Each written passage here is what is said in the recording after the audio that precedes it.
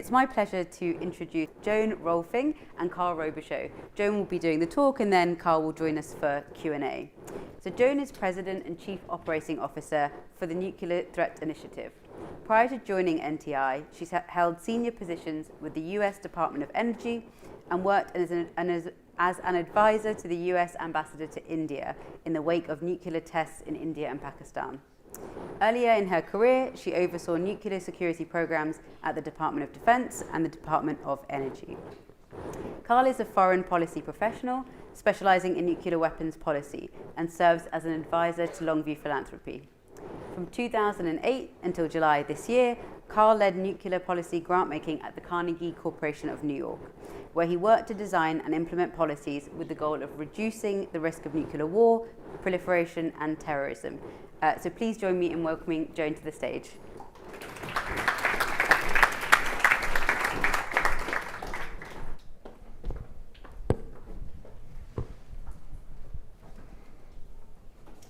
Thank you, Sim, and good evening. I appreciate the opportunity to share my perspective with you, and I hope that you'll join me in thinking how we can move beyond the precipice toward a new nuclear paradigm for surviving the Anthropocene. I want to share that my thinking on this topic has been shaped by 35 years working in this field, and I've worked on this from every conceivable angle, from a military, a diplomatic, a political perspective, a technical, and an academic perspective. And the primary takeaway I want to leave you with this evening is that we are at a moment of great peril. We are at a point where the risk of a catastrophic nuclear event is as high as it has ever been, and it's growing. And the consequences of such a catastrophic event could disrupt the long-term trajectory of civilization and could even threaten our survival. So we're at a tipping point, some would say a precipice. And we have a choice to make between whether we continue to adhere to status quo thinking and double down on a risky strategy that threatens annihilation and everything we value, or whether we can think beyond this moment and build a better paradigm. This is about whether or not we take seriously our generational stewardship and can create a security system that is not premised on the mass annihilation of humanity, but one that embraces providing for a long-term future, one that gives us a chance to survive and gives humanity the opportunity to flourish and reach its full potential. So I hope to persuade you this evening that preventing a global nuclear catastrophe is important, that this is a field that has been entirely neglected for several decades, that the challenge is imminently tractable, and I want to leave you with some ideas for what we can do to greatly diminish the risks. So let me start with why preventing a global nuclear catastrophe is important. And I want to propose a definition, and maybe we can come back to this in the Q&A. A significant nuclear exchange with severe, lasting global consequences, which has the potential to disrupt the trajectory of human civilization and threaten its long-term survival.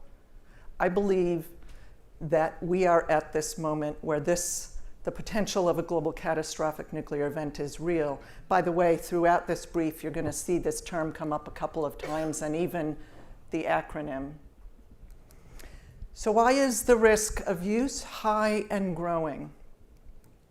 There's one principal reason.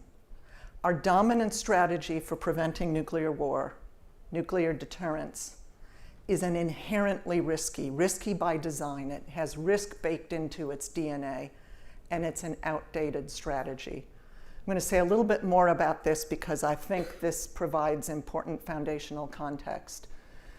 So the strategy of nuclear deterrence was developed roughly 1950, give or take a couple of years.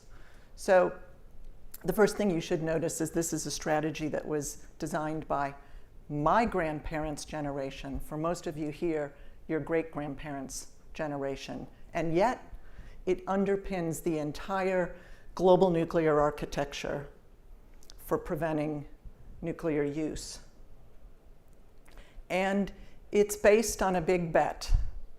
The bet that, and the experts at that time who developed this theory did it out of a recognition that there was no technical solution. There was no technical defense against nuclear weapons. And so the thinking was, well, the best we can do is to raise the price of contemplation of use of a nuclear weapon to an unacceptable level.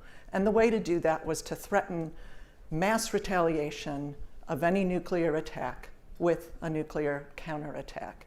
That is kind of the premise of the theory which we've built up our forces around and have maintained this concept now for some 70 years. But here's the problem. This is an inherently risky strategy. And why? Because it was premised on some conditions that no longer pertain, that we can't have confidence in. First and foremost, that there would be rational actors at the helm of this system, that they would be operating with perfect information, highly reliable, accurate information, that the components in this system of systems, thousands of weapons on hundreds of missiles, with a very complex command and control system wrapped around it, hundreds of thousands of people around the world part of this enterprise. It is an extremely complex system, and it can never fail. It has to work perfectly in perpetuity to prevent a disaster. It also operates on the threat of annihilation, as just described, which means that if this system fails, it's not a low consequence failure, right? It fails deadly for humanity. And we can debate exactly how deadly, but it fails deadly for humanity. And the last problem here is that this was designed for a completely different era, right? The 1950s world was a completely different world. This was designed to be able to provide some stability between two powers at that time, two nuclear powers, the United States and the Soviet Union. This was designed for a different world in terms of the technology that pertained. We had slow-flying bombers instead of hypersonic missile capabilities. And the system, the strategy, has not adapted to the complexity of today's world. So I think there are four principal failure modes, and we've already talked about a couple of them. You can imagine an accident, failure, human error, or failure of a component. There are dozens of accidents that have happened with our nuclear forces over the many decades that we've had them. We've just been extremely lucky that it has not yet produced a mushroom cloud. I don't think we can assume that that's going to hold. Nuclear terrorism, while in and of itself, I think is unlikely to cause a civilization ending or even disrupting event. The problem with a nuclear terrorist event is that it could be a catalyst for a much larger nuclear exchange. And we can come back to the risks of nuclear terrorism separately. Irrational leaders. When you think about the leaders or the recent leaders of the nuclear weapon states, we have to worry about rash action. And finally, and this is what I want to spend a moment talking about, I think the biggest risk of a catastrophic nuclear event will come from a very unfortunate, tragic miscalculation. It'll come because leaders have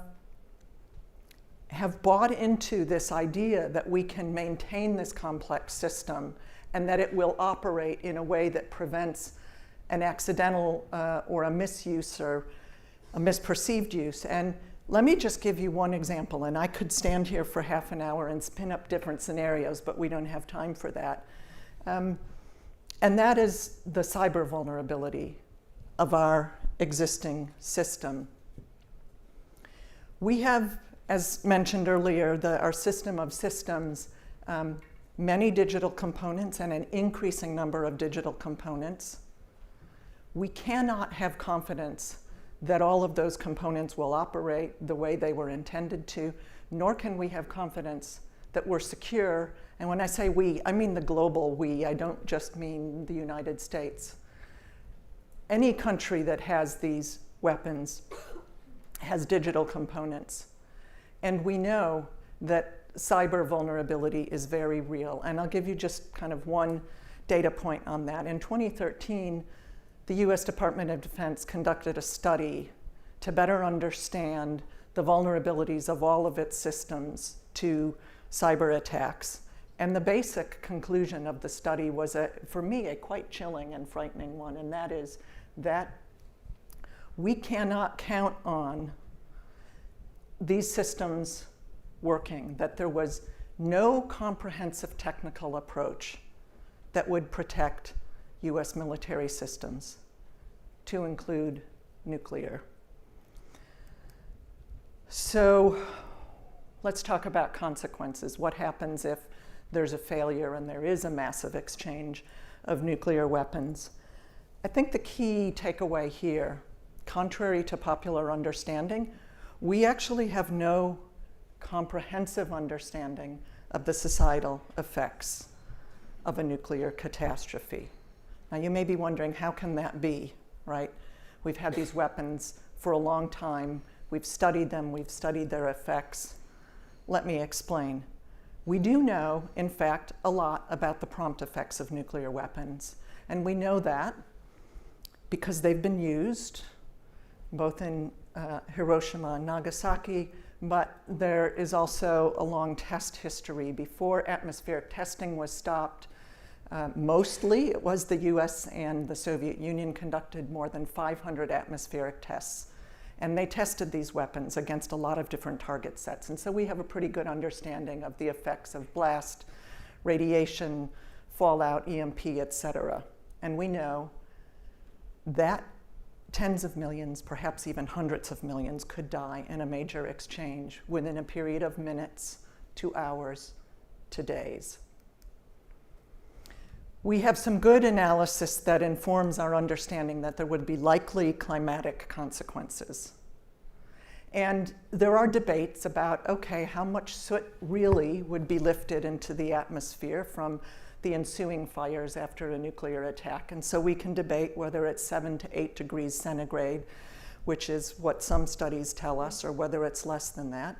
And we can debate how bad the impact will be on agriculture. One study looking just at a regional exchange between India and Pakistan where 100 weapons were used, projected more than 2 billion people would be threatened from famine.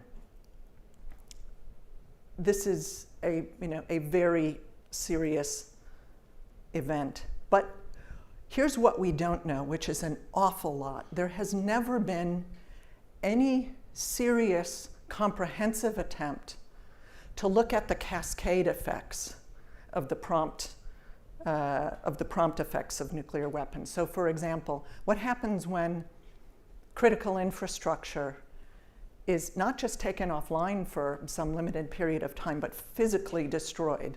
What happens when we can't generate power and water? What happens to the economy? What happens to trade? Are people even going to continue going to their jobs? I mean, this is inconceivable to me in the midst of a mass catastrophe. They're not even, we've seen how the pandemic has impacted our economy.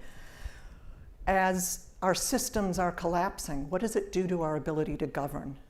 In the midst of chaos, what happens to democratic governance?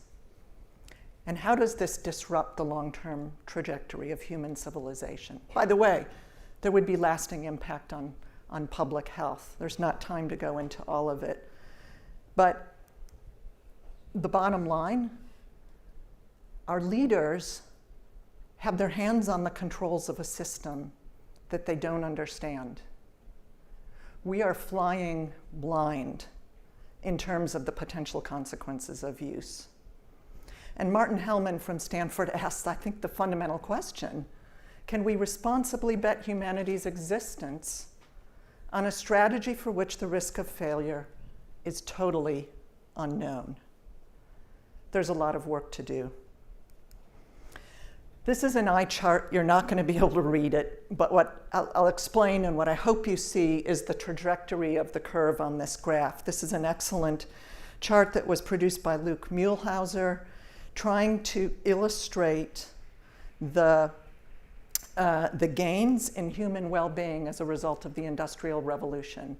And so we see, exponentially rising life expectancy, exponentially rising number of calories ingested, so a measure of health, people coming out of poverty, democratic governance, all of this exponentially increases.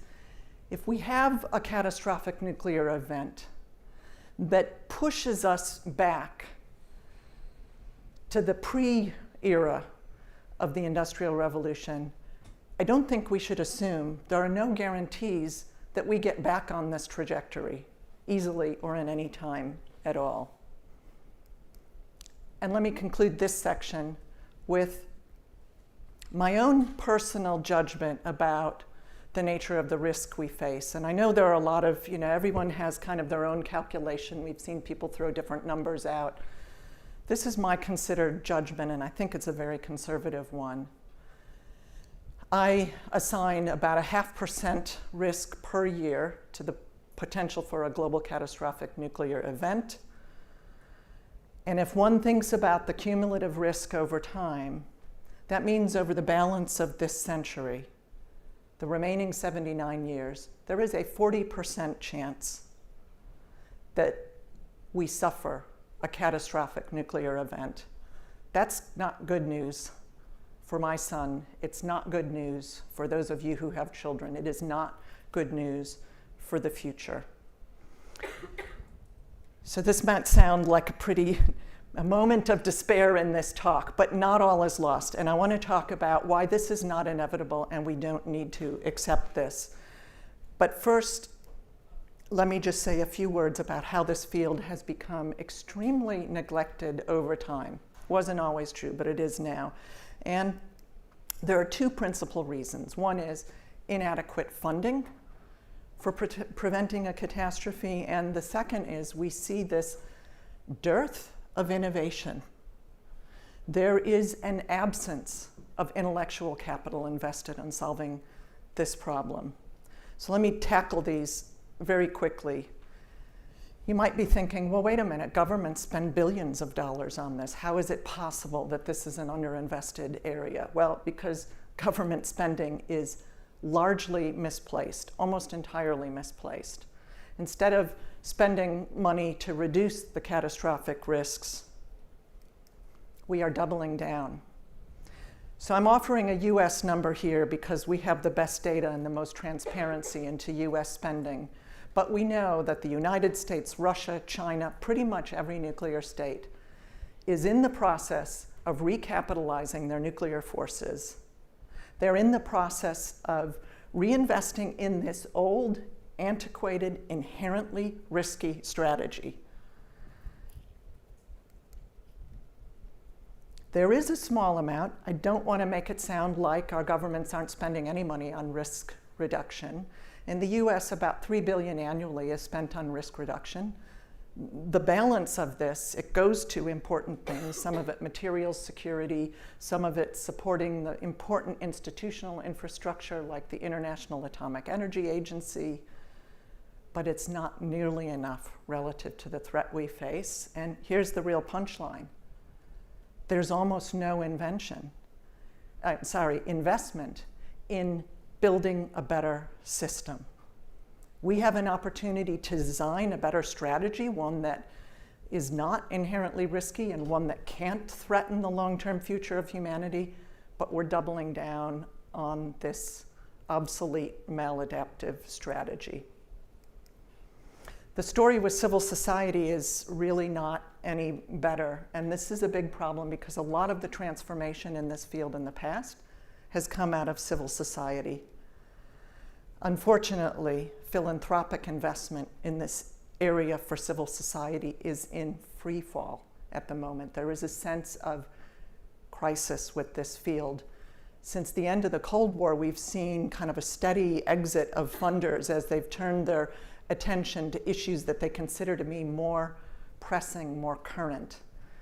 And just in the last year, one major foundation, the MacArthur Foundation, has decided to exit funding from the field, and by their own analysis, it's reducing the roughly $85 million a year invested in civil society by 45%. So this is a really low point for those of us in civil society. Most disturbingly, we've seen a big fall off of kind of recapitalization from an intellectual standpoint, a dearth of innovation and ideas. Young people are leaving the field. They don't see a career ladder. But let me focus on this dramatic decline in nuclear scholarship post-war. And I'm going to illustrate this with a graph. This is from a Google Ngram, looking at the words nuclear war and how those two words show up in the literature over a multi-decadal period dating back to the beginning of the advent of nuclear weapons. And the main point on this chart, you see these two peaks, right? And the first peak begins roughly 1950s. That first peak represents when we were figuring out nuclear deterrence, right? Big intellectual investment, government money, private sector money in trying to figure out a strategy for managing this technology. And then it begins to level off. And then there's another big peak. And the innovation for that second peak is we begin to realize this is dangerous. More nuclear weapon states are entering. We need to find ways to increase stability and to reduce risks, and we invest in arms control. And then you see a massive fall off and a flatlining. And that is roughly coincident with the end of the Cold War. And so the Cold War ends and there's a big sigh of relief. And so many people around the world say, oh my God, we survived it, thank God, we can move on. And that's what happened. But the threat hasn't gone away, and it's become increasingly complex. And so we're at this moment of disinvestment, but the risk is going up like that. So here's the good news. The threat is tractable. There's a lot we can do, and I think there are, two potential investment areas. This is why I have a sense of hope about this issue area. First of all, from a policy change standpoint, and policy change is vital, it's a small number of states we need to work with to incent a different kind of behavior. There are 9 nuclear weapon states today, a few more states with the capacity to make nuclear weapons who haven't. This is not, frankly, the same level of challenge as climate change, where every state in the world needs to make changes in terms of their approach. But the real money is in the second category, game-changing disruption. I am really encouraged when I look around and I see this moment that we're at in terms of the technologies that have matured over the 70 years since nuclear deterrence was created, and just in the last decade alone, there is tremendous potential inherent in big data, ML, AI, in terms of its application to help us build a control system around nuclear technology that gives us confidence that we understand whether states are engaged in illicit behavior building nuclear weapons. We can build a detection, a monitoring, a verification system that would never have been possible in the 1950s. Secondly, there is widespread public support for disarmament. That's true around the world, and the vast majority of states believe that we should have a world without nuclear weapons and have already signed on to treaties that commit them to that. And the third, and this is where you all come in, this is really important, we're beginning to see an essential and much needed shift in mental models. We're beginning to see a rising understanding that the long term of humanity is threatened unless we begin operating differently. We're beginning to see the long-term future prioritized over short-term economic incentives and the short-term thinking of individual states. I also want to just note, and we don't have time to go into these examples, but civil society also has a phenomenal track record of innovation in this space. The first of these represents an investment made by the Carnegie Corporation of New York and some game-changing scholarship at Harvard at the end of the Cold War, and created this concept of cooperative threat reduction, which led to the dismantlement of 13,000 plus warheads, almost 1,500 missiles, etc. And just to put that in context, today both the US and Russia are deployed arsenals are capped at 1,550 weapons. So you see how big this is in relationship to where we've come. So what can we do to avoid a nuclear catastrophe? Two principal things. The most important thing we need to do is move away from a business as usual approach. We need to build a better system, and we should aspire to building a system that doesn't have a catastrophic failure mode. We need to design an innovative system that fails safe and not one that threatens the annihilation of the planet. We need to invest in transformative application of technology to build this better system. And we need to expand beyond policymakers alone. Our nuclear community has mostly been pursuing a strategy of talking to policymakers. That's important, but insufficient. In parallel, we have got to work to de-risk the existing system while we build the new system.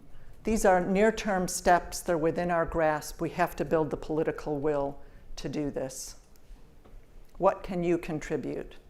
Expertise. This is a game that requires, this challenge that requires a lot of different kinds of expertise. It requires outside-the-box thinking.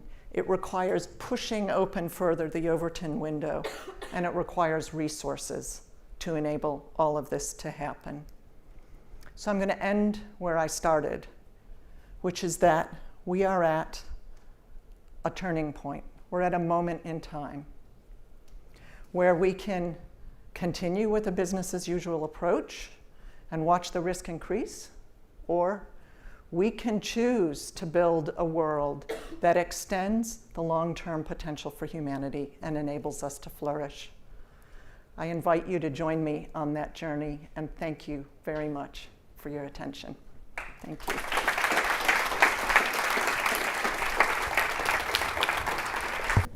So focusing on the kind of title of the talk, can you explain what nuclear weapons have to do with the Anthropocene? Oh, thank you for that question, because I didn't have time to explain it in the talk itself. So you all know what the Anthropocene is, but I find that a lot of people I talk to don't realize that, so it's a marker of a geologic epoch. And what I didn't realize until recently is that the scientific community of geologists who actually study and have the authority to decide whether we have moved out of the Holocene, which is this geologic epoch that we've been in since the last ice age, essentially, have concluded, and this is remarkable, that we are in a new era, that we are in something called the Anthropocene, where the Earth itself is now being shaped by humans. And the marker that they're looking at as the demarcation point between these two epochs is actually the first nuclear weapon test in 1945 in the American desert. And the reason they've selected that is because from that test forward and the 500 plus tests that followed it left radionuclide deposits across the face of the Earth. And that leaves an indelible permanent record on the Earth. And so for me, just interesting that, and it's obviously not the only way in which we're shaping our environment, but that the Anthropocene was marked by the advent of nuclear weapons, was interesting to me. It's the first, technical challenge to our survival. Absolutely. And a question to both of you. So the nuclear security field has been around for 70 years. What are the biggest developments of the past few years? I know that you touched on the funding situation changing. Yeah. So 70 years, it's a long time, but it's not a long time either, right? That's the time that we've had nuclear weapons. And we've entered really a new era in the past decade or so. You have a renewed conversation about great power conflict and great power competition that is embedded in the national security strategy of the United States. And you're seeing a resulting arms race that is emerging. It's not only the United States, it's China, Russia, United States, India, Pakistan. All of these countries are rapidly modernizing their nuclear arsenals with new delivery vehicles. Some of these are faster, they're more accurate. Some of it is in response to the deployment of missile defenses. So you have this dynamic of technological change and competition that's happening right now. So that's a big change, and replaces what had been seen as a relatively benign security environment before that. You have the digitization and the increased integration of new and complex systems into command and control. You have immense increases in accuracy, in precision, and in speed in the way that these weapons are delivered. The ability to conduct surveillance on an unprecedented scale. And what you have is a really complex intermix of technological capabilities of which we are greatly uncertain. And this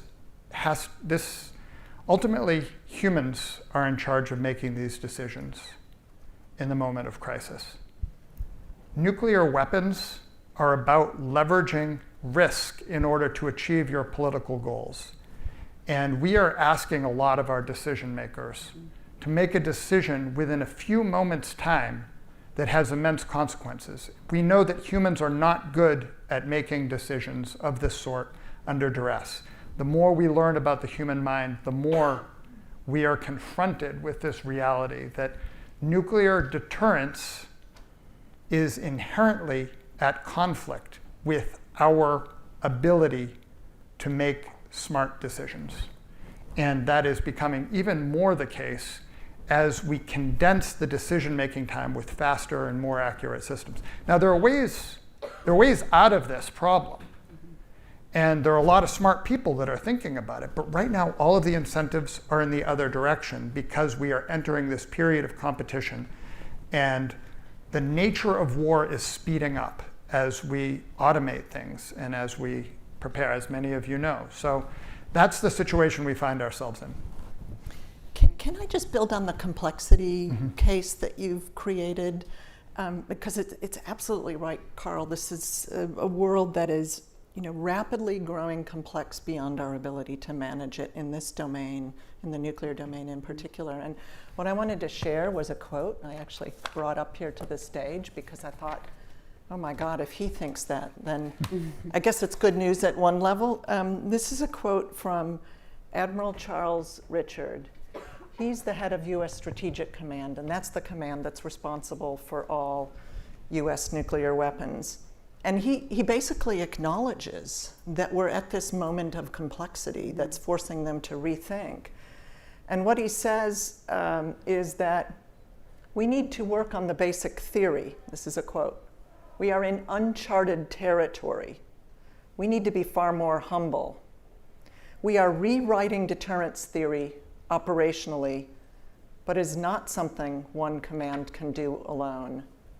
And what I get from that is that even the commander of U.S. nuclear force is struggling to figure out how to manage all of this complexity and apply this to the increasingly entangled domains of nuclear and cyber and AI and conventional, I personally think it's folly to believe that we can safely control the existing system. Mm-hmm. Mm-hmm. And I think, as Joan has mentioned, one of the fundamental changes in recent years is this risk is increasing, but there is such little public awareness of that. You know, occasionally there are headlines about new hypersonic systems that are tested or about cybersecurity flaws. But in general, we have moved on as a society. We have moved on, and we think that this problem is solved. And in the backdrop, there are people who are showing up to work today in Montana and going down into missile silos and rehearsing turning that key. There are people who are in the Situation Room preparing for a crisis, and we are completely unaware of it, most of us, right? So how do we reawaken public interest in these decisions that are being taken in our name? That we are currently in a negative feedback loop. Mm-hmm. People don't know about this issue. The civil society is disempowered. And as a result, there's no political salience and no political influence and no funding. And as a result, there's no incentives for people to get involved. There needs to be a jolt to reinvigorate and create a positive feedback loop in which people see that we can create safer conditions. And by demonstrating that, we will create this positive feedback loop in which we move further and further away from that brink. Mm-hmm. And when you talk about a new system, can you expand on like what you envisage as that new system, and to what extent, Carl, do you agree with that? Yeah, thank you. Critical point. So my vision of the new system is, right, it's not a system based on mass annihilation. So it's a system that if a part of it doesn't work, it can't trigger civilizational disruption. That is the design principle. It is a system where nuclear weapons are legally prohibited, and the reason we should be confident moving to that kind of system is because we have the technology today to enable us to have confidence in the detection of illicit behavior and in the verification that states have actually disarmed and are not illicitly building weapons, hiding them in a cave. I think you could argue even if that system was not foolproof and a country spent some period of time building, 1 or 2 or even 5 bombs, that's still a much safer place to be, because 1 or 2 or 5 bombs is unlikely to be civilization disrupting. It's unlikely to lead to an existential event. So yeah, my idea is essentially, I'm reluctant to say just global zero, because in most people's minds, not that that's a bad goal, I fully support that, but in most people's minds, it means, well, all we have to do is dismantle the weapons and we're done. And I think the challenge of the new system is that it is a way of managing nuclear technology, which has many peaceful applications: nuclear medicine, nuclear power generation. We don't have the safeguards wrapped around that to give us confidence that the technologies aren't being misused. But I believe we can build those with the technological toolkit we have today. So that's just a kind of a conceptual explanation of where we need to go. Mm-hmm. And are you in broad agreement with that, Carl? In broad agreement, yeah. I think that a lot of the systems we need to put in place are not about nuclear weapons at all. They're about communication between states to resolve tense issues without moving into a crisis situation. Mm-hmm. So only part of the solution is nuclear. Yes. But it doesn't help when you are taking positions to leverage the use of nuclear weapon, the possession of nuclear weapon, to get what you want in a political standoff. And over the past past 6 years, we've had leaders in both the U.S. and Russia that have actively threatened the use of nuclear weapons in order to achieve certain political ends. We need to move away from that approach and that rhetoric. And even before we get to a world free of nuclear weapons, we need to move to a world without nuclear threat, without threats of first use of nuclear weapons. And where if nuclear weapons can be used only to deter other nuclear weapons, they get pushed further to the margins and are not as active. And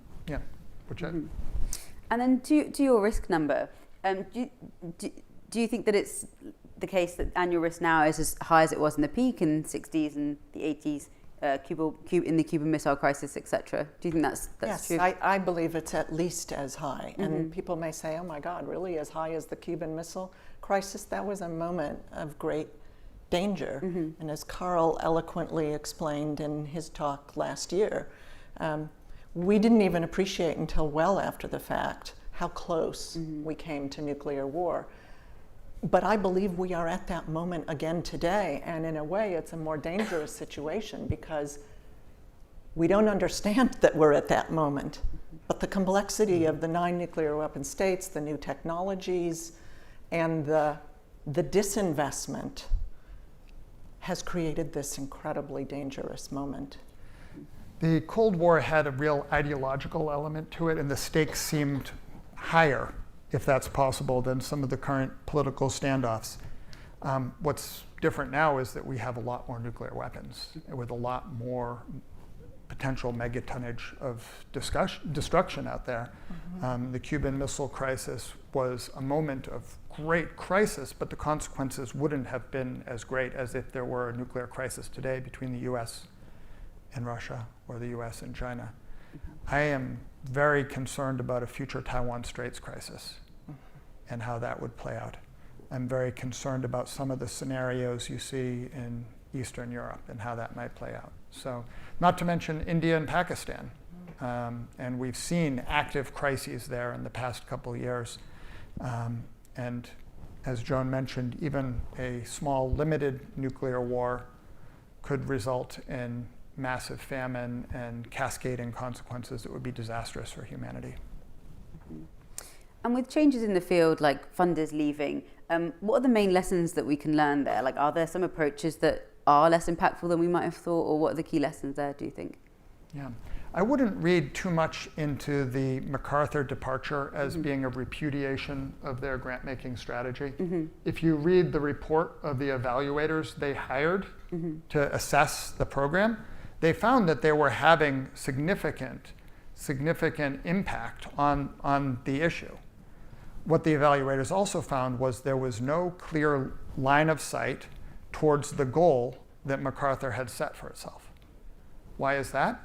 MacArthur set an extraordinarily ambitious goal to minimize and eliminate all fissile material within a 10-year time frame, which unfortunately was not going to happen, right? There are certain countries that want that fissile material and are never going to give it up, right? So the board pushed the staff to set an extraordinary big bet that could be achieved within a delimited time frame. Ultimately, that goal was not achieved, and they decided they wanted to move in a different direction. It sounds like I'm beating up on MacArthur here. They have been extraordinarily generous, and we should not be criticizing them rather than maybe we should be thinking about all the other potential funders out there who have never invested in nuclear issues. MacArthur has been a very stalwart, long-standing funder of nuclear issues and should be given great credit for that.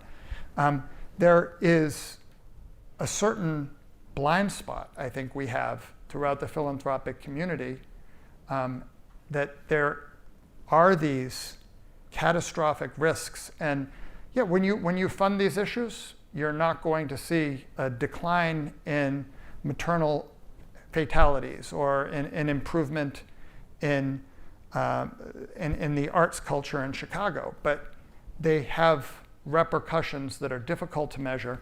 If you could reduce the risk of nuclear war by 1%, that would be a phenomenal contribution to all of humanity. And I think MacArthur's investments over the past 10 years have done that, perhaps. It's hard to measure, of course, but it's sad to see them move away from this portfolio. I think that I have some other thoughts about what works and what not, but I've spoken a lot. Yeah, the only thing I would add to that, and you're right to remind us that we owe a debt of gratitude to the multi-decadal generosity of MacArthur.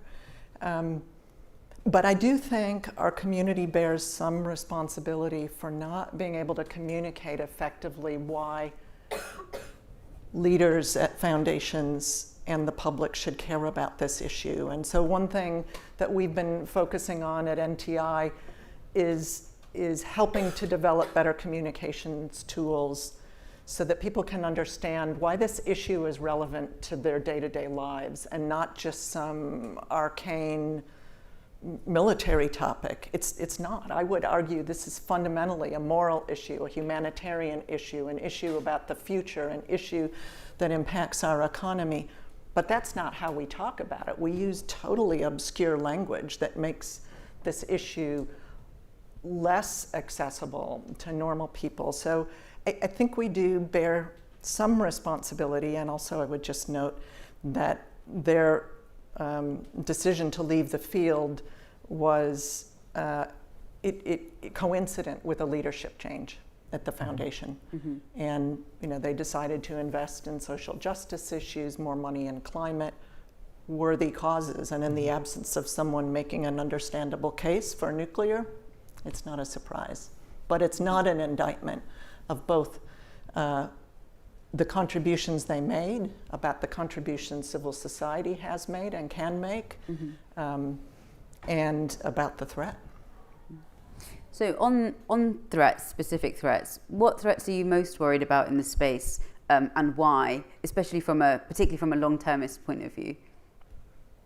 Well, you heard my talk. It's mm-hmm. blunder, it's miscalculation. It is a horrific, civilization-altering tragedy where a leader is operating on bad information. That's what I'm worried about most in terms of the likely pathway to nuclear use. But the other threat, if I could call it that, is just the stasis in our thinking. I cannot emphasize enough how deeply embedded in the bureaucracy and in all of our brains to some extent, this idea that nuclear weapons keep us safer, make us safer, that nuclear weapons helped end the Second War. Well, yeah, arguably we can make the case for that.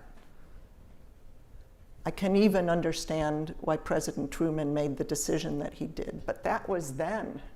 We're in a completely different world today in terms of our technologies, our capacity to destroy ourselves, the dangers, the complexities that we described, and we have a completely different toolkit, but we just are, it's considered, challenging the sacred cow, mm-hmm. to say deterrence may be part of the danger and actually not part of the solution. And what I appreciate from this community is that you all are willing to challenge status quo thinking. And I think it's going to take this mental model shift, that we need a new toolkit to protect humanity for the long term. And what would you be most excited to see philanthropists supporting now in this space? A mental model shift. Yeah. Yeah, I would love to see philanthropists doing two things. One is helping to invest in the level of resource to enable a new generation of intellectual capital. There is a tremendous breadth of experience in this room. This, by the way, should not just be considered a security problem. This is, as I said before, it's a human problem, it's a moral problem, it's a philosophical problem, it's an economic problem. I think we need to approach the nuclear challenge from that perspective. This needs to be a whole of society effort. And let's design a better system, one that cannot fail catastrophically, that doesn't threaten the annihilation of humanity. I don't think that's too much to ask. I really hope that you guys will help turn up the level of ambition on the kind of world we need to create to survive. I think this is the type of space in philanthropy. I agree wholeheartedly with that. I think that there is a role for modest and patient philanthropy in this sector to understand that we may not have all the answers. And just because we don't have a strategy that draws a clear line between where we are now and where we want to be doesn't mean that it's not worth investing in talent. It's not worth investing in ideas. It's not worth investing in capacity building. These are the things we need to do now, because right now the political moment is not ripe for threat reduction issues. You have the US and Russia and China who are in great tension. There's not a lot of things we can do right now in terms of arms control, et cetera. But we need those ideas now. We need that human capital now, because there will be a moment when these ideas are needed. There will be a moment when we need people in government who understand the complexity of this issue. And if we don't pave the way now, we won't have it when we need it. So I think it's less about determining one set of outcomes that we want now and more about seeding a field. And I think there are some analogies here to what's being done, the extraordinary work that's being done in terms of AI safety and AI alignment, right?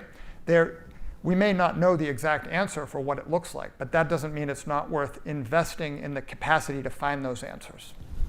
Can I build on what you just said, Carl? Because I think I'm a little bit more optimistic about the potential for making progress in the here and now between US, Russia, China, even on this really hard challenge, and even given the high tensions between those states.